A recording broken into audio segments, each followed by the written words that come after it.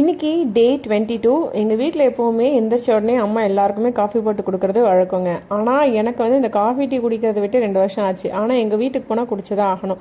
இன்றைக்கி நான் குடிக்கவே மாட்டேன்னு ஸ்ட்ரிக்டாக சொன்னதுனால எங்கள் அம்மா இந்த மாதிரி ஏதோ ஒரு சூப்பை போட்டு வந்து கொடுத்து நீ குடிச்சாதான் வீட்டுக்குள்ளேயே விடுவேன் அப்படின்ட்டாங்க. ஒரு வழியாக அதை குடிச்சிட்டு அப்புறமா கோயிலுக்கு வந்தாச்சு. இன்றைக்கி சித்திரை 1 இல்லையா, அதனால கோயிலுக்கு போயிட்டு கொஞ்சம் சாமி கும்பிட்டு வரலாம் அப்படின்னு சொல்லி காலையிலேயே தெருவில் இருந்த விநாயகர் கோயில் வந்து சாமி கும்பிட்டுட்டு கிளம்பியாச்சு. நம்ம சொந்த ஊருக்கு போகிறதே ஒரு தனி சந்தோஷம் அப்படின்னாலும் அங்கே நமக்கு தெரிஞ்சவங்களை பார்க்குறது இன்னும் சந்தோஷம். நான் சின்ன வயசில் படித்த ஸ்கூலில் என் கூட படித்தவங்களை நான் பார்க்கும்போது எனக்கு ரொம்ப ஹாப்பியாக இருந்தது. ரொம்ப நேரம் அவ கூட பேசிகிட்டு இருந்தேன்.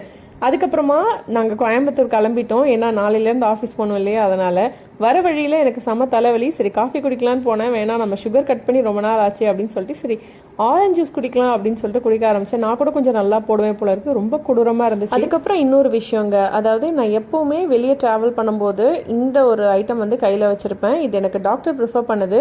நம்ம வெளியே போகிறோம், டாய்லெட் எந்த அளவுக்கு ஹைஜீனாக இருக்கும்னு தெரியாது. ஸோ எனக்கு அடிக்கடி யூரினரி இன்ஃபெக்ஷன் ஆகிறதுனால நான் இது யூஸ் பண்ணிப்பேன். டீட்டெயிலான வீடியோ வேணும்னா கேளுங்க, அப்லோட் பண்ணுறேன் அதை பற்றி. அதுக்கப்புறம் இன்னைக்கு டயட்டில் நமக்கு டின்னர் சிக்கன் இருந்ததுனால அதையும் சாப்பிட்டு முடிச்சுட்டு கிளம்பியாச்சு. நாளைக்கு மறுபடியும் மீட் பண்ணுறேன். ஐடி மறக்காம ஃபாலோ பண்ணிக்கோங்க. ஓகே, பாய்.